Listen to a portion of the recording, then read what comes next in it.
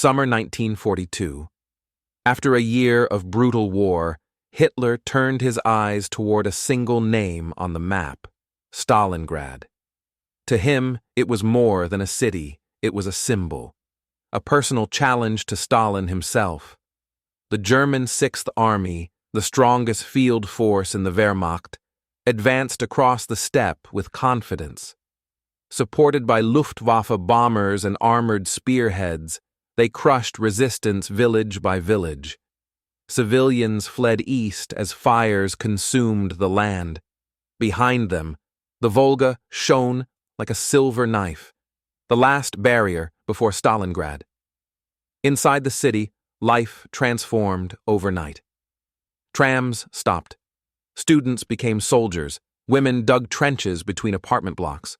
Workers in the Red October steel factory welded tank armor during the day and fought in militia units at night. The Volga ferried endless waves of reinforcements: teenage cadets, Siberian sharpshooters, railway workers turned riflemen.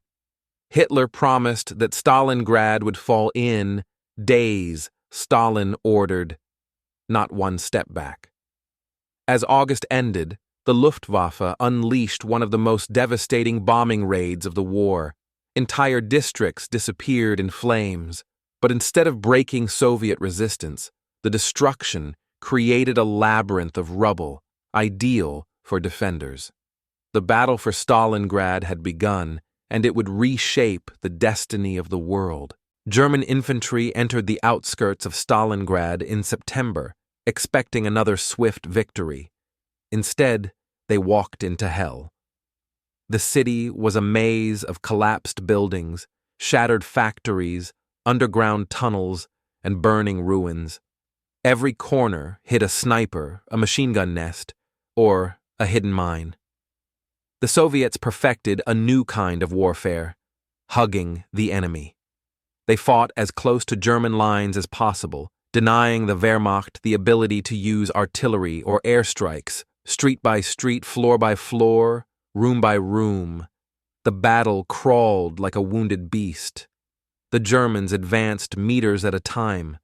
A house captured in the morning could be lost by nightfall.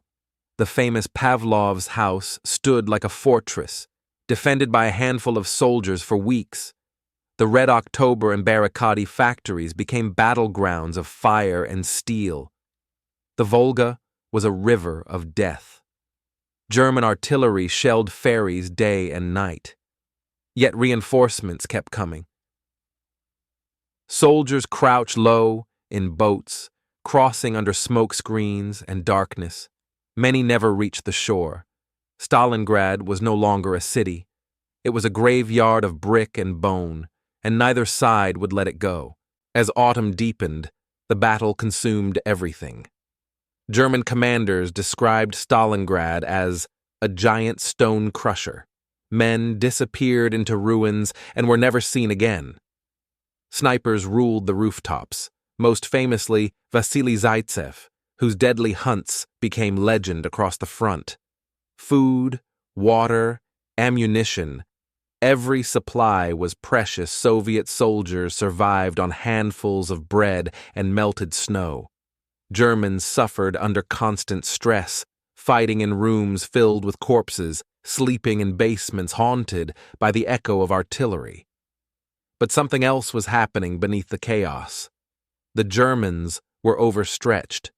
Their flanks, held by Romanian, Hungarian, and Italian troops, were thin, under-equipped, and terrified of the approaching winter. The Soviets knew this, and they were preparing. The city was the anvil. The steppe would soon become the hammer. November 19th, 1942. At dawn, the frozen steppe erupted. Thousands of Soviet artillery guns opened fire, unleashing a barrage so powerful that veterans would remember the ground trembling beneath their boots. Operation Uranus, the Soviet masterstroke, had begun. Red Army formations struck not at Stalingrad itself, but at the weak Axis flanks north and south of the city. Romanian defenses collapsed within hours. Soviet tanks burst through the lines like iron thunder, racing across open fields, crushing resistance and encircling entire regiments. Within days, the jaws of the trap closed at Kalach. The German Sixth Army, over 300,000 soldiers, was surrounded. Hitler ordered them to hold the city Göring promised the Luftwaffe could supply them by air. Both were fatal illusions. The hunters had become the hunted, and the Stalingrad pocket began to suffocate. Inside the encircled city, the Sixth Army faced a nightmare. Food rations dropped to starvation levels. 100 grams of bread, sometimes less. Horses were slaughtered. Frozen corpses were stacked like walls to block the wind. Ammunition ran low. Medical supplies ran out completely. The Luftwaffe failed to deliver even a fraction of what was needed.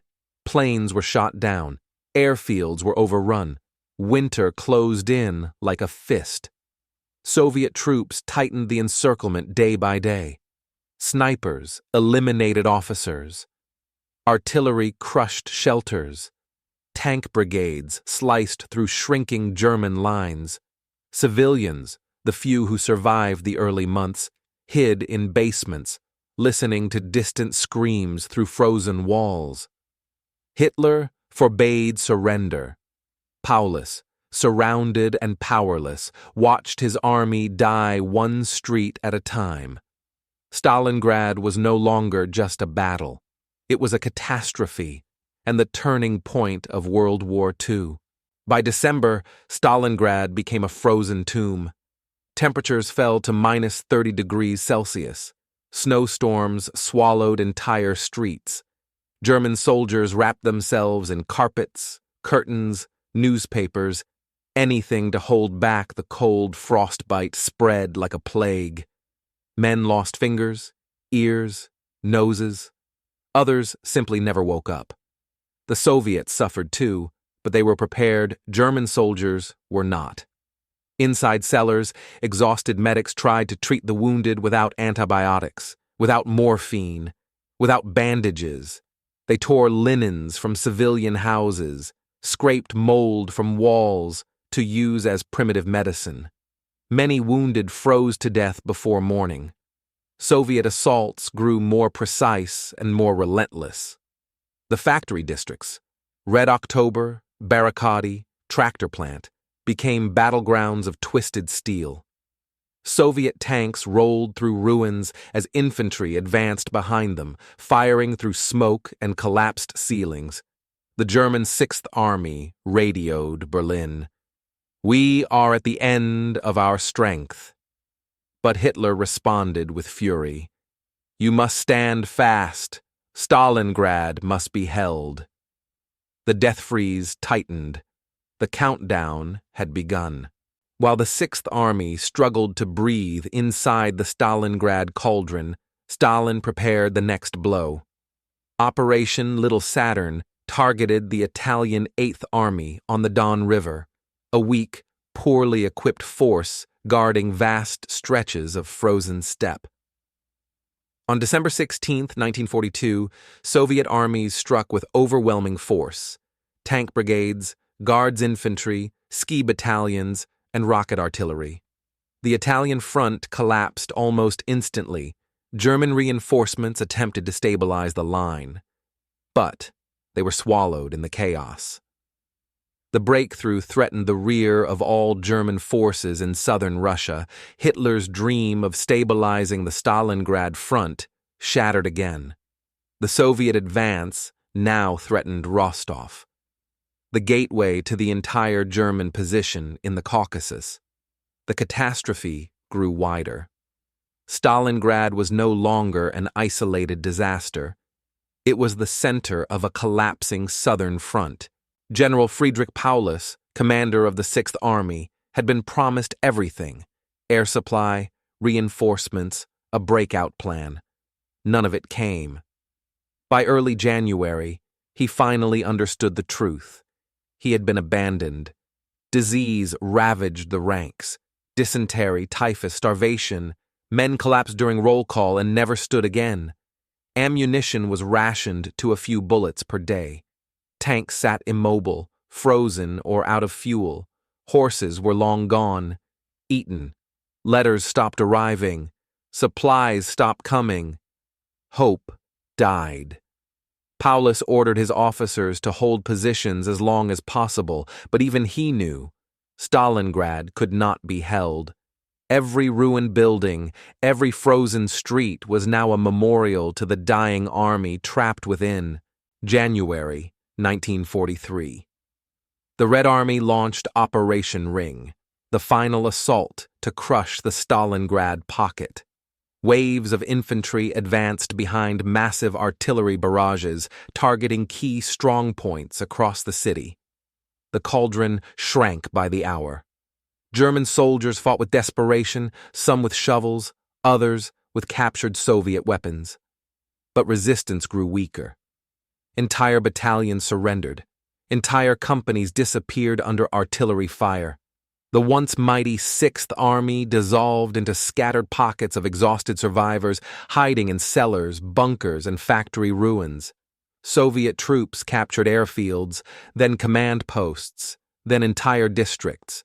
They advanced street by street, raising red flags over destroyed buildings. The Germans sent one final message to Berlin: "We can no longer hold."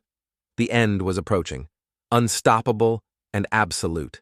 On January 31st, 1943, Soviet forces reached the command bunker of Paulus. Surrounded, exhausted, and with no hope of escape, he surrendered. Hitler had promoted him to field marshal just hours earlier.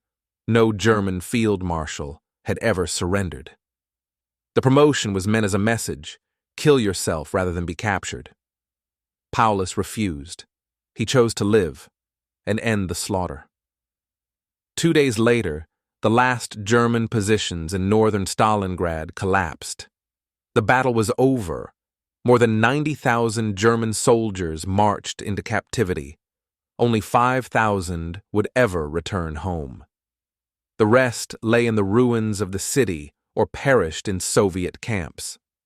Stalingrad was not just a victory, it was a turning point. The moment when the Red Army seized the initiative and never let it go. As the guns fell silent, the magnitude of the Soviet victory became clear. The ruins of Stalingrad, once a thriving industrial city, were now a monument to resistance. Buildings stood like broken teeth against a frozen sky. Streets were black with ash. The Volga was stained with the cost of every meter fought. Yet, despite the destruction, Stalingrad became a symbol of something unbreakable: the Soviet spirit. For months, the Red Army had fought not for territory, but for survival. Now the victory proved what few had dared to believe: that the German war machine could be defeated. Across the Soviet Union, people celebrated through tears, knowing that the darkest period of the war had passed. The world watched in awe. Newspapers declared Stalingrad the greatest battle of modern history. For soldiers on distant fronts, it became a rallying cry. Stalingrad was no longer just a place. It was a legend.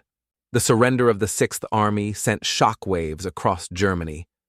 Goebbels called for total war, urging civilians to give everything to the front, but fear spread like wildfire. Families received news that their sons, husbands, and fathers were missing or dead. Hitler, once seen as a military genius, now faced whispers of doubt.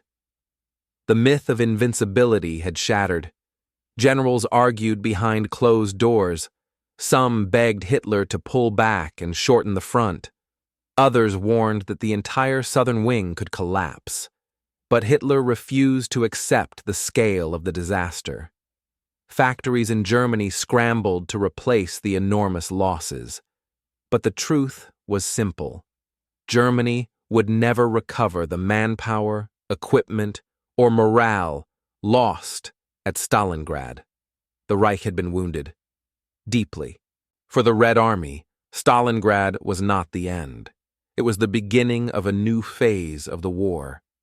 Soviet commanders immediately planned fresh offensives to exploit the chaos in German lines. Tank armies pushed into the Don Basin. Infantry divisions liberated town after town, finding civilians who had survived months of terror. Soviet morale soared. They had defeated Germany's best.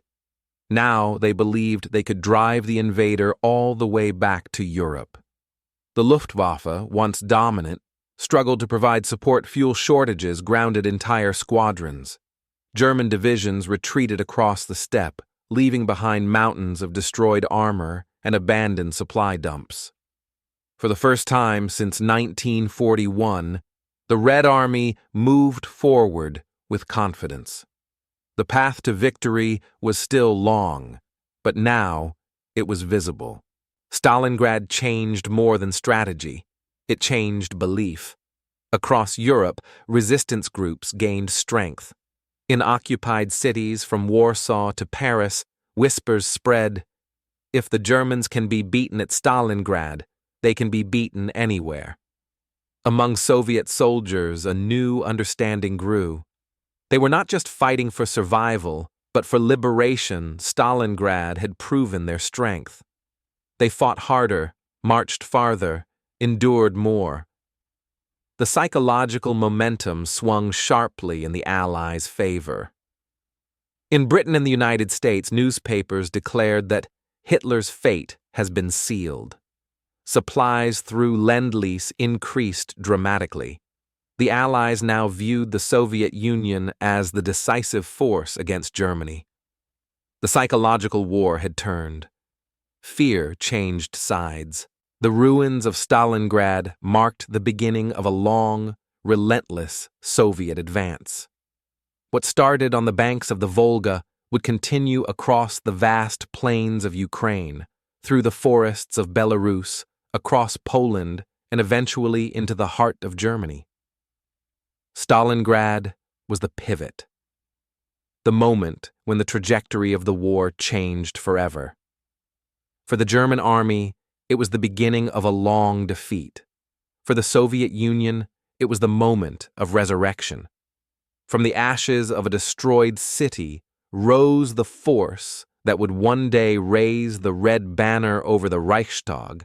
Stalingrad had turned the tide, not just of the war, but of history itself.